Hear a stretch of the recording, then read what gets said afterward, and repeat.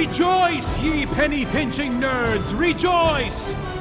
For this is a season unbound by our bank accounts, unfettered by fees. A legendary age of liberty. This is the summer of free!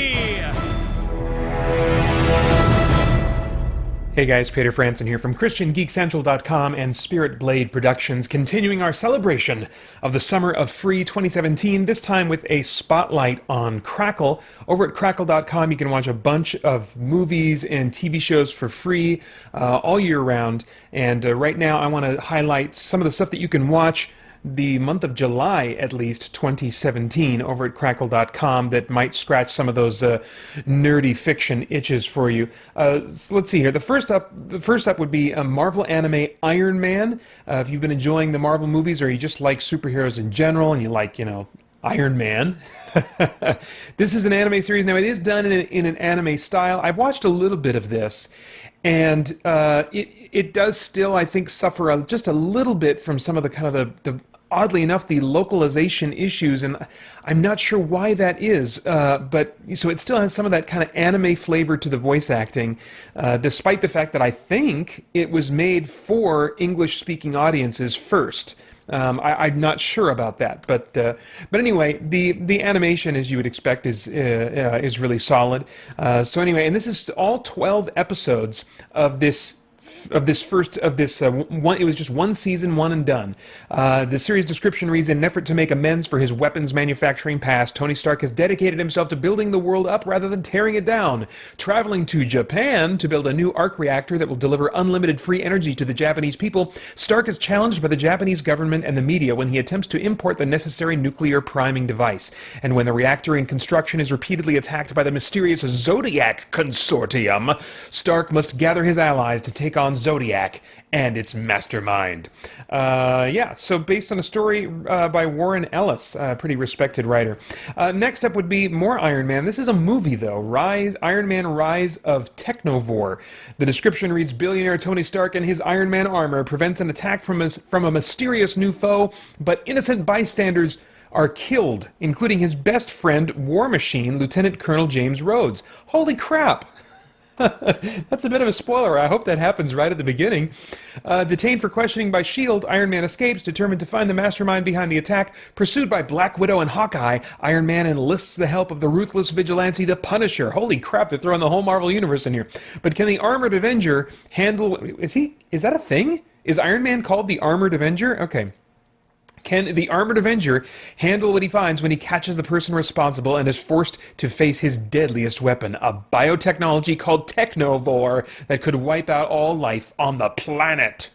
So this is another one that was, as I understand it, it's a like anime, style, like it's produced overseas. So still on this same track, Marvel anime Wolverine. This is like an especially appropriate fit, though, because this is based on, as the series description reads, based on a popular graphic novel by Frank Miller. The series begins in Japan, where Logan is challenged by Shingen Yoshida, the notorious leader of a powerful mafia clan. Now, I've not read this story arc myself, but I know that it is highly celebrated and respected by fans as just being a definitive part of Logan, Wolverine's life. And so this would be even based on it. I don't know if it's a straight up adaptation, but if this would, that this would be even based on it, made overseas and in an anime style, it just seems like super extra fitting. So anyway, that's just called Marvel Anime Wolverine. You'll find that under TV shows. These are a combination of TV shows. So let's see what we had so far. Iron Man, Marvel Anime Iron Man, that's a TV show. Iron Man Rise of the Technovore, that's a movie. Marvel Anime Wolverine, that's a TV show. And again, it's all the episodes of that, one-shot season. Robotech, if you've never gotten this is kind of like an anime series from which so many others were inspired. It's guys getting into giant robots fighting each other. I have seen very little of this show, but it is highly respected and is, an inspiration to so many anime series that followed.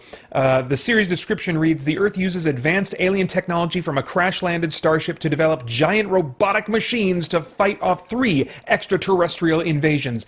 This is a remastered version, it says, of the 1985 product. So, and this has all 85 episodes of this series are on Crackle.com. So, yeah, if you've never dipped into that before and you want to give it a shot, this would probably be a great way to do it.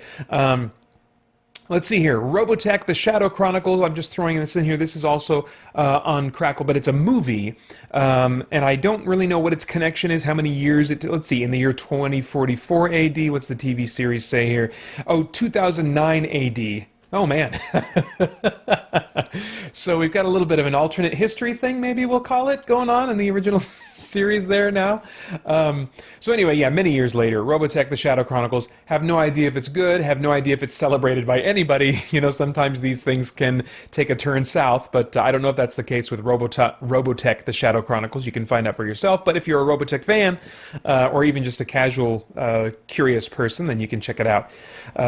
Okay, if you're in a Spider-Man-y kind of mood after watching Spider-Man Homecoming, which I could say that I am, then you can watch all of Spectacular Spider-Man, this animated series, and it's listed, let's see, does it say just one season? Yeah, it says in like the little, the letterings and numberings, season 1, episode 24, there were actually 2 seasons of this show, which had a combined total of like 26 episodes, and all 26 episodes of the 2 seasons produced of Spectacular Spider-Man, this animated series, are available to watch for free on Crackle. So, yeah, anyway, what's next here? Oh, The Tick. Now, this one I actually bought on DVD. I still own it. And you can watch this. This was like a series that really didn't make it. They produced just like 9 episodes, and then it was done. And I think that it was, I can't remember what I was thinking at the time that it came out, why it wasn't successful. This is, I really think, a solid show. This is not like, I think it's really well written. And for my taste, it's often very funny. It's just weird and bizarre. I tend to like bizarre, random humor. And this is like, every time the Tick opens his mouth, it's written so weirdly and wonderfully.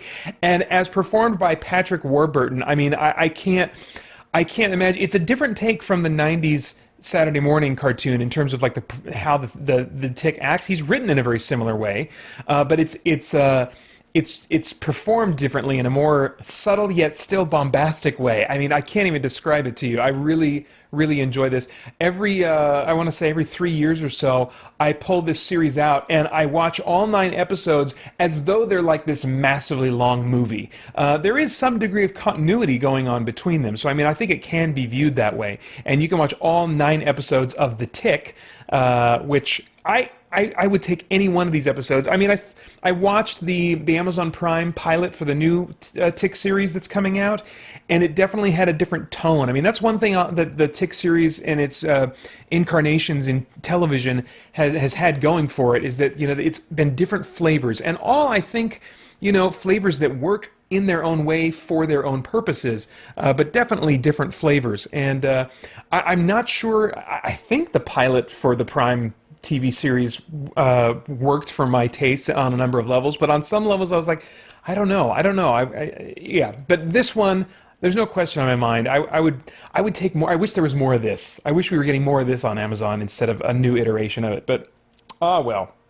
Anyway, if you're not familiar at all with The Tick as a superhero, I'll read the series description here. It says, a live-action series based on the adventures of Big Blue Defender, The Tick, and his sidekick, Arthur, a former accountant whose crime-fighting costume is a moth suit, which is often mistaken as a bunny suit, at least on the animated series. I can't remember if that happened on the live-action show. Anyway, destiny deemed that these two should meet, and necessity dictated that the Tick should sleep on, sleep on Arthur's fold-out sofa bed. Despite their differences, they both share a common dream: to fight evil in their city, known as the City. Accompanying them on their heroic exploits is Captain Liberty, a patriotic superperson whose light from her torch of righteousness sends the roaches of wrong scurrying back to their dark, filthy crevices. Also joining the crusade for justice is Batmanuel, whose Latin charm is as big as his wingspan. And, yeah. There's definitely, like, I want to say, especially in the early episodes, a lot of like sexual innuendo and kind of stuff going on in the humor, so it's not going to be something that's like for the whole family to sit down and watch. Anyway, that said, I really enjoyed this series a lot. Okay, moving on. Alien versus Predator. Now, this is probably going to be an unpopular pick. I did not enjoy the second one at all, but I really did enjoy Alien versus Predator. Maybe part of that was because at the time we hadn't had a Predator movie in so long. I really think, if nothing else, it's a solid Predator experience. If you want to see the Predator in action doing his thing, then I think this is a great movie for that. I mean, I thought both monsters were handled really well. And despite the fact, it looks like they got the rated R version here. I was going to say, despite the fact that it got a PG-13 rating in theaters, that was largely because the main conflict is between aliens with two different types of green blood, so that's just not going to get the same kind of rating as a movie that has humans being gored up and stuff. But yeah, it looks like they do have the R version here. There's lots of cool, crazy Alien versus Predator action. Nothing much more I need to say about that. Let's see here, Deep Blue Sea. Okay, this is maybe at this point kind of a deep cut. I don't even know if this holds up. I just saw it. I was like, oh yeah, I should at least mention that. This was before they started making all these shark movies again. I mean, I feel like there's a billion of these B shark movies that are being put out now. Before that craze started happening, we had Deep Blue Sea. And the sharks are a combination of CG in some scenes and practical in other scenes. And I just remember being really surprised at how much I liked this movie and how much it was still able to scare me. I was like, we've seen Jaws, you've done all you can with sharks, Evidently not. And there's also really one great shocking moment that I do not want to spoil, but it's just like not what you would expect. Shocking and at the same time hysterical. I was laughing in shock and, anyway. And it happens early on, like in the first, I want to say, 45 minutes of the movie. So anyway, if you want to just experimentally watch up to that shocking, you'll know it. If you haven't seen it, you'll know, whoa, didn't see that coming. Anyway, those of you laughing with me know exactly what I'm talking about. Okay, Defendor. This is probably, for me personally, the big highlight of the content on Crackle right now. I love this movie. It's starring Woody Harrelson. I reviewed this when it came out in theaters a number of years ago, and based on how quickly it came to free services like Hulu and Crackle and all that kind of stuff, I don't know that it did very well. It was kind of a small movie. Maybe that's part of it. But I want to say it's maybe even an independent movie. It is a small, boots on the ground take of the superhero genre, and it more boots on the ground. I want to say this is, I think I can definitively say, the most realistic take on superheroes I've seen in a movie. And maybe television as well. And that's because there are no superpowers, and it's kind of like one step further than Watchmen. And Watchmen, I think, tried to, delve into the psychology of what would it take for a person, a normal everyday person, to put on a costume and go and fight crime and stuff, and that really went to maybe arguably some extremes of like having people with major like mental health issues and stuff, and then in the end they did throw in what do you call him, Dr. Manhattan, with who could basically do anything. So there was a supernatural aspect to that. This has none of that. I'll just read the description here, see how it describes itself here. Woody Harrelson is construction worker by day, self-made superhero by night in Defendor, a comedy that takes aim at society's infatuation with comic book mythologies. Okay, right there, I want to stop. I don't think that's the expectation you should have going into this movie. It was marketed as a dark comedy, and I don't... I think I have kind of a dark sense of humor, but I wasn't really laughing at this movie. This was a powerful, moving drama to me, about a mentally handicapped man who has just a very pure idea in his mind of good and evil, and a recognition that there is something wrong with the world, and the wrong thing should be made right. The evil people should not be allowed to get away with what they are doing. Someone needs to stop them. This isn't right. This isn't right. He has such a strong, passionate view of that, which you could argue, well, he's just being naive or whatever. Fine. I mean, we can just accept that as part of the fiction that will allow us to explore the reality that I think inwardly we all recognize there is something wrong with the world. It does need to be made right. This should not be allowed to happen, and so we have a character who, for a believable reason, you could say, well, yeah, maybe you would do that, but I mean, only if there's something, if you're impaired in some way, would you go to the lengths that he is going to, the extremes of commitment that he is going to be fighting crime and doing things that are very dangerous and he gets in way over his head, So I think that they use that aspect of his character to kind of help try to make it believable to audiences.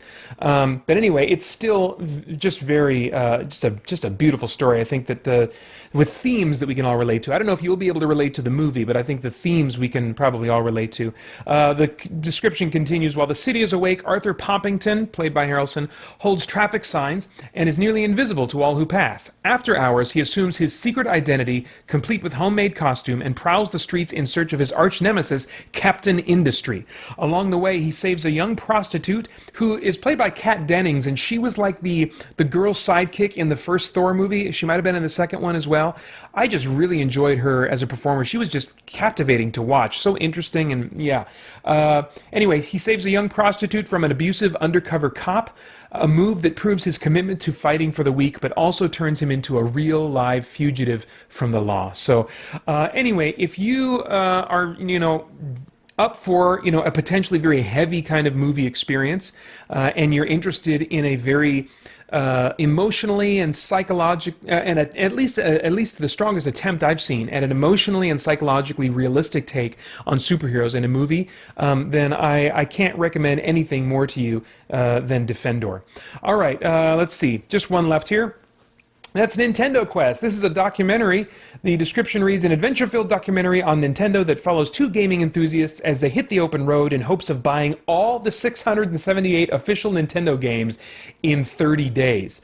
What was interesting to me about this, I mean, I kind of passed this over for a while. I've only watched the trailer so far, but I think I'm going to pop this one on, at least while I'm doing something else, playing a video game or something like that, because there's a little more to the premise. He's committing in 30 days to buying every official Nintendo game without using the internet in any way to help in his search, and I would assume his communication, I mean, like, he's probably going to be doing lots of phone calling, lots of, hitting the pavement, and also the sense that I get from the trailer is that it's not just about this guy going around and finding these objects, it's about the people that he interacts with who have a love for the original NES console and the games that came on it, and just what a phenomenon that was, and talking about the different perspectives along the way with the people that he meets, the different perspectives that they have on what the original NES was culturally, and so I think it's being sold to me in the trailer as kind of like a way to scratch my nostalgia and just kind of scratch that geek itch, when you just want to